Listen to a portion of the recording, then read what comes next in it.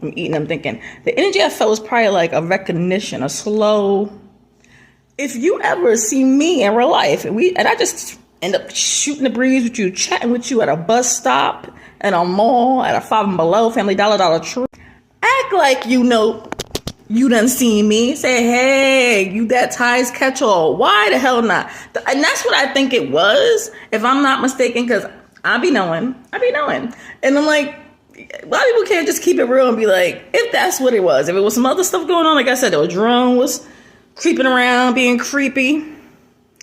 Several employees are out just on their phones. Well, of course, employees gonna be on their phones, from certain places if it's their break. But it was given so sus, that area.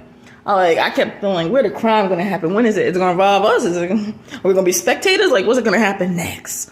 And then I started shooting the breeze with other women and whatnot. But it was good discussion, like good things that need to be stated, like all the time. As Black women in America, we gotta advocate for our damn selves in every way possible. Which led to a little bit more of me talking on a bus and a person who was not melanated being behind a person I was talking to who was a fellow melanated woman, and she not probably liking anything I was saying, like, how Black people contribute a lot here in America. Hello, look up inventions. Elevator, engine, air conditioner, broom, video game, the first video game, a Black man. People want to give credit always to certain ethnic groups when they want to say they're smart and act like Black people ain't smart and ain't contribute so much, just particularly so much in America.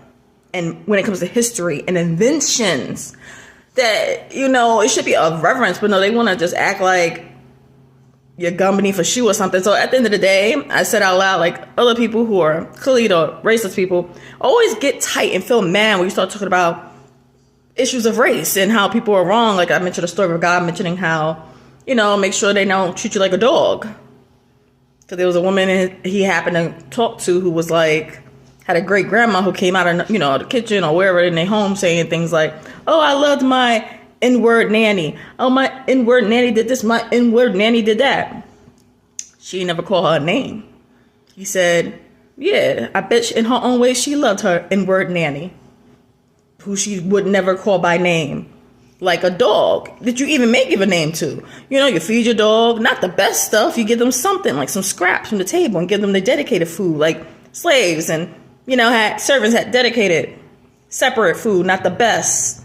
Yeah, you smile at them here and there where they make you happy, like a dog. So, anyway, he said, make sure you're not being treated like a dog. And I shared that story, and that lady seemed